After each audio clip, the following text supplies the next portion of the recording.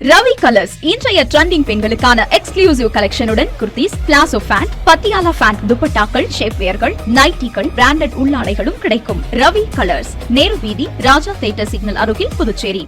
வணக்கம். முக்கிய செய்திகள். பேரணியாக சென்று முற்றுகையில் ஈடுபட முயன்ற புதுவை வாரிசுதாரர் நலசங்கத்தினர் 100க்கும் மேற்பட்டோர் கைது. பணி நிரந்தரம் கோரி சட்டமன்றத்தை முற்றுகையிட முயன்றதால் காவல்துறையினர் நடவடிக்கை. புதுவை மாவட்ட ஆட்சியர் அலுவலகத்தில் துறை அதிகாரிகளுடன் ஆட்சியர் தலைமையில் நடைபெற்ற கூட்டம். பயங்கரவாதிகள் தடுப்பு பயிற்சி நடத்துவது குறித்து ஆலோசனை. அரசு பள்ளி மாணவர்களுக்கு உதவித்தொகை வழங்க ஒப்புதல்.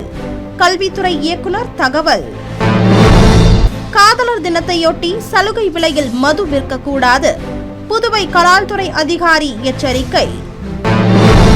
நம்ம பாண்டிச்சேரிக்கு ரிலையன்ஸ் ஃபேஷன் வேர்ல்ட் வந்தாச்சு. குவாலிட்டியான பிராண்டட் ஆடைகள் கம்மியான விலையில. எங்க தெரியுமா? அண்ணா சாலை ரத்னா தியேட்டர் பக்கத்துல இருக்க நம்ம ரிலையன்ஸ் ஃபேஷன் வேர்ல்ட் தான். இங்க கலெக்ஷன்ஸ் எல்லாமே ட்ரெண்டுக்கு ஏத்த மாதிரி இருக்கு. விழாக்கால சிறப்பு சலுகையாக நீங்கள் வாங்கும் அனைத்து ஆடைகளுக்கும் சிறப்பு ஆஃபர்களுடன் நிச்சய பரிசுகளும் உண்டு.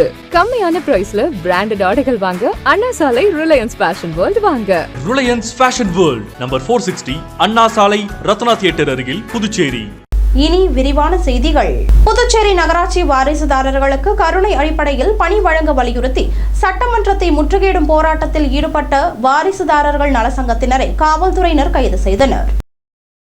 புதுச்சேரி நகராட்சி வாரிசுதாரர்கள் 123 பேருக்கு கருணை அடிப்படையில் பணி அமர்த்திடவும் தேர்தல் விதிமுறைகள் அமல்படுத்தப்படுவதற்கு முன்னர் அனைவருக்கும் பணி வழங்கிட வலியுறுத்தியும் புதுவை வாரிசுதாரர்கள் நலசங்கத்தினர் சட்டமன்றத்தை முற்றுகையிடும் போராட்டத்தில் ஈடுபட்டனர். வாரிசுதாரர் நலசங்க சத்தியன் மற்றும் பிரபு ஆகியோர் தலைமையில் உள்ளாட்சித்துறையில் இருந்து பேரணியாக புறப்பட்ட அவர்கள் பாரதி பூங்கா அருகே வந்தபோது காவல்துறையினர் பேரிகார்டுகளை அமைத்து அவர்களை தடுத்து நிறுத்தினர். இதனையடுத்து காவல்துறையினர் மற்றும் போராட்டக்காரர்களுக்கும் இடையே தள்ளுமுள்ளு ஏற்பட்டது. பின்னர் போராட்டத்தில் ஈடுபட்ட சுமார் 100க்கும் மேற்பட்டவர்களை காவல்துறையினர் கைது செய்து அழைத்து சென்றனர். இதனால் அப்பகுதியில் பரபரப்பு ஏற்பட்டது. பொருளாதார தகுதி அடிப்படையில் வருவாய்த்துறை தாலுகா அலுவலகத்துக்கு கடிதம் அனுப்பி அதன் மூலமா பொருளாதார தகுதி சான்றிதழ் பெற்று கிட்டத்தட்ட ஒரு 129 பேர் தகுதியானவங்க சொல்லிட்டு தேர்வு செய்து அதற்குண்டான கோப்புகளை தயார் செய்து உள்ளாட்சி நிர்வாகத்துக்கு அனுப்பி வைக்கிறதா நாங்கள் எங்களுக்கு உறுதி அளித்தாங்க. ஆனால் சட்டமன்ற கடந்த 13/8/2024 சட்டமன்ற கூட்டத்தொடரில் மாண்புமிகு முதலமைச்சர் அவர்கள் அனைவருக்கும் ஒருமுறை தலைவலித்து அனைவருக்கும் வாரிசு பணி வழங்கப்படும் அந்த சட்டமன்ற உரையிலே அது பிரேரணையிலே வந்திருக்குது. பயங்கரவாதிகள் தடுப்பு பயிற்சி நடத்துவது குறித்த ஆலோசனை கூட்டம் மாவட்ட ஆட்சியர் வளாகத்தில் ஆட்சியர் தலைமையில் நடைபெற்றது. சென்னையை சேர்ந்த தேசிய பாதுகாப்பு படை, இந்திய விமானப்படை, புதுச்சேரி யூனியன் பிரதேசம் மற்றும் விழுப்புரம் மாவட்ட காவல்துறையினர் ஆகியோருடன் இணைந்து புதுச்சேரி மற்றும் ஆரோவில் டவுன்ஷிப் பகுதிகளில் பிப்ரவரி 1ஆம் தேதி முதல் பிப்ரவரி 11ஆம் தேதி வரை 3 நாட்கள் பயங்கரவாத எதிர்ப்பு பயிற்சியினை நடத்துகிறது. இதற்கான ஆலோசனை கூட்டம் மாவட்ட ஆட்சியர் குலோத்துங்கன் தலைமையில் ஆட்சியர் வளாகத்தில் நடைபெற்றது. இந்த நிகழ்வில் சார்பு ஆட்சியர் இஷிதா ரதி, தேசிய பாதுகாப்பு படை அதிகாரிகள் மற்றும் முதுநிலை காவல் கண்காணிப்பாளர், மேலும் காவல்துறை, நகராட்சி நிர்வாகம், தீயணைப்புத்துறை, சுகாதாரத்துறை உள்ளிட்ட சம்பந்தப்பட்ட துறை அதிகாரிகள் இந்த நிகழ்வில் கலந்து கொண்டனர். இந்த கூட்டு பயிற்சியில் புதுச்சேரி மற்றும் விழுப்புரம் நிர்வாகத்தின் பொறுப்பில் உள்ள பல நியமிக்கப்பட்ட இலக்குகளில் 120க்கும் மேற்பட்ட கமாண்டோக்கள் செயல்படுகின்றனர். மேலும் இந்த பயிற்சி செயல்பாட்டு தயார் நிலையை மேம்படுத்துதல், கூட்டுத்திறனை மேம்படுத்துதல் மற்றும் NSG, IAF மற்றும் மாநில காவல்துறை படைகளுக்கு இடையேயான இயங்கு தன்மையை வலுப்படுத்துதல் ஆகியவற்றை நோக்கமாக கொண்டுள்ளது. அதோடு பகல் மற்றும் இரவு நேரங்களில் ஹெலிகாப்டர்களில் இருந்து சறுக்குதல் மற்றும் நெருங்கிய தூண்டுதல், வெடிகுண்டு அகற்றம் நடைமுறைகள் மற்றும் அடர்த்தியான நகர்ப்புற சூழல்களில் பணைய கைதிகள் மீட்பு நடவடிக்கைகள் உள்ளிட்ட பரந்த அளவிலான யதார்த்தமான CT காட்சிகள் பயிற்சி செய்யப்படும். இந்த பயிற்சி நிலையான இயக்க நடைமுறைகளை சரிபார்த்தல், ஒருங்கிணைப்பு வழிமுறைகளை சோதித்தல் மற்றும் பல்வேறு நிலப்பரப்புகள் மற்றும் கட்டமைக்கப்பட்ட பகுதிகளில் செயல்பாட்டு சவால்களை அடையாளம் காண்பது ஆகியவற்றிலும் கவனம் செலுத்துகிறது. இத்தகைய கூட்டு பயிற்சி முயற்சிகள் வளர்ந்து வரும் பாதுகாப்பு அச்சுறுத்தல்களுக்கு விரைவாகவும் திறம்படவும் பதிலளிப்பதற்கான தயார் நிலையை வலுப்படுத்துகின்றன. மேலும் பொது பாதுகாப்பை பாதுகாப்பதற்கான உயர்மட்ட தயார் நிலையையும் இது உறுதி செய்கின்றது. அரசு பள்ளி மாணவர்களுக்கு உதவித்தொகை வழங்க ஒப்புதல் அளிக்கப்பட்டுள்ளதாக கல்வித்துறை இயக்குநர் தெரிவித்துள்ளார்.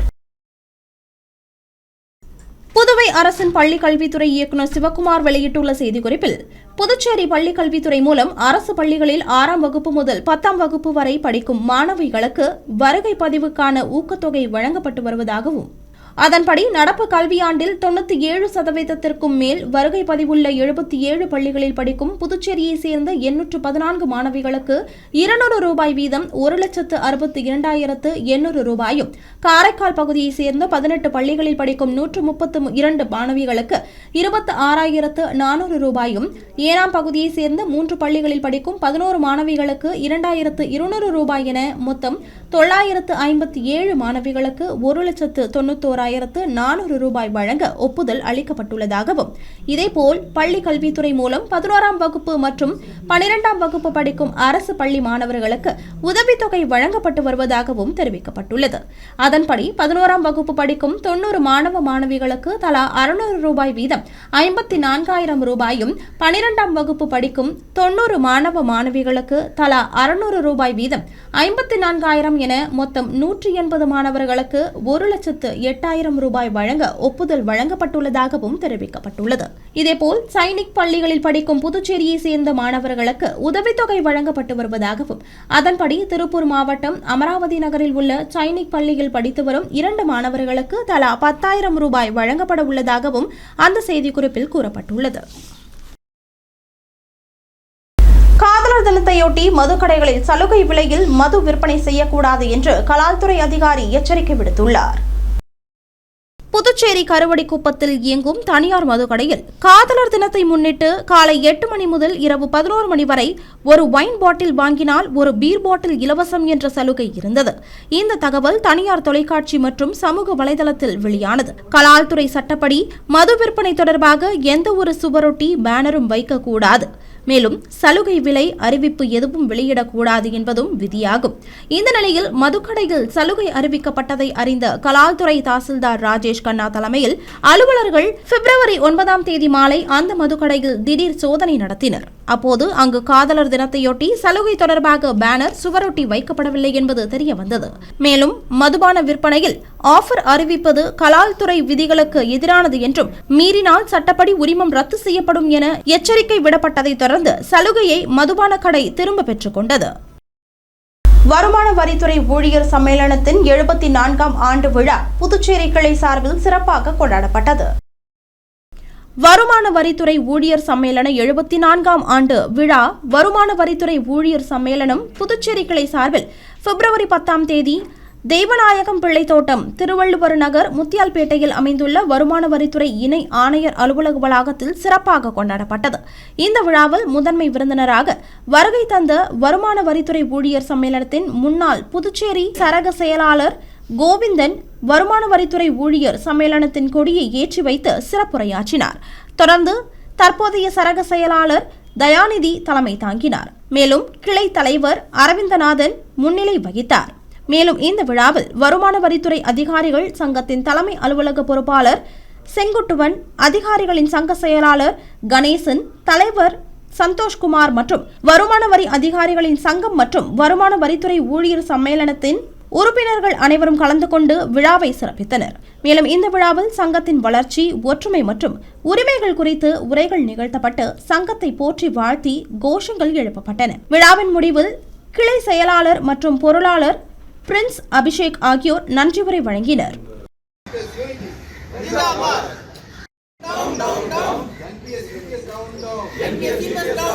புதுச்சேரியில் மின் பிரச்சனையை சரி செய்ய மின்துறைக்கு 3 கோடி ரூபாய் மதிப்பில் 50 புதிய டிரான்ஸ்பார்மர்கள் வாங்கப்பட்டுள்ளன. புதுச்சேரி மாநிலத்தில் தடையில்லா மின்சாரம் வழங்கப்பட்டு வருகிறது. இதேபோல் மின் அழுத்தம் குறைவாக காணப்பட்டால் அந்த இடங்கள் அடையாளம் காணப்பட்டு அங்கு புதியதாக டிரான்ஸ்பார்மர்கள் பொருத்த நடவடிக்கையும் எடுக்கப்படுகிறது. ஏற்கனவே உள்ள பழைய மின்கம்பிகள் மாற்றப்பட்டு புதைவட கேபிள் அமைக்கும் பணி மற்றும் ஸ்மார்ட் மீட்டர் பொருத்தும் பணிகளும் நடைபெற்று வருகிறது.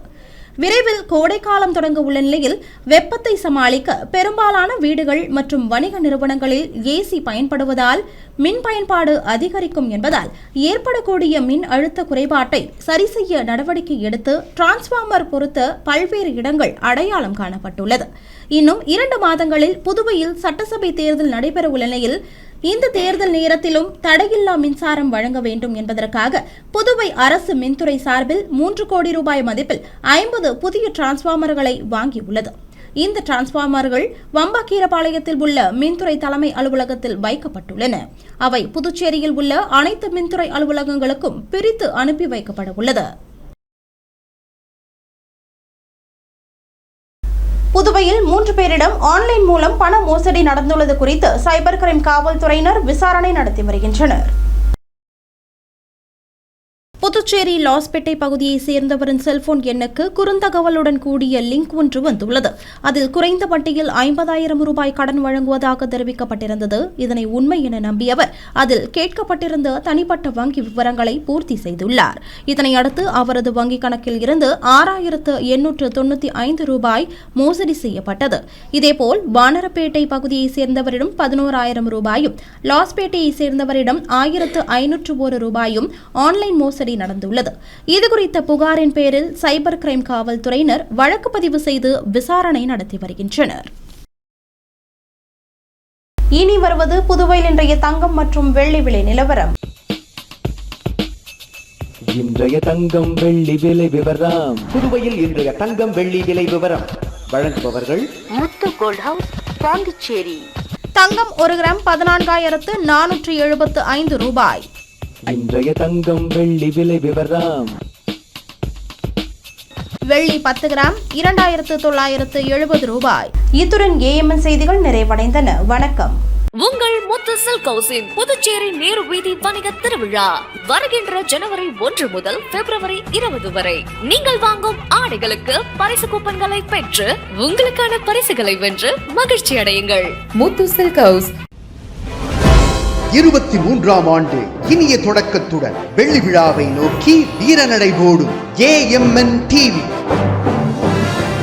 2020 டிஜிட்டல் தளத்தில் அடியெடுத்து வைத்த AMN YouTube news channel Puducherry, France மற்றும் உலகமெங்கிலிருந்தும் 1 லட்சம் சப்ஸ்கிரைபர்களுடன் 3 கோடி பார்வையாளர்களை கடந்து அனைவரின் ஏகோபித்த ஆதரவுடன் உள்ளூர் தொலைக்காட்சிகளிலேயே அதிக சப்ஸ்கிரைபர்களுடன் நம்பர் 1 நியூஸ் சேனலாக உங்கள் முன் AMN TV Pondicherry YouTube channel.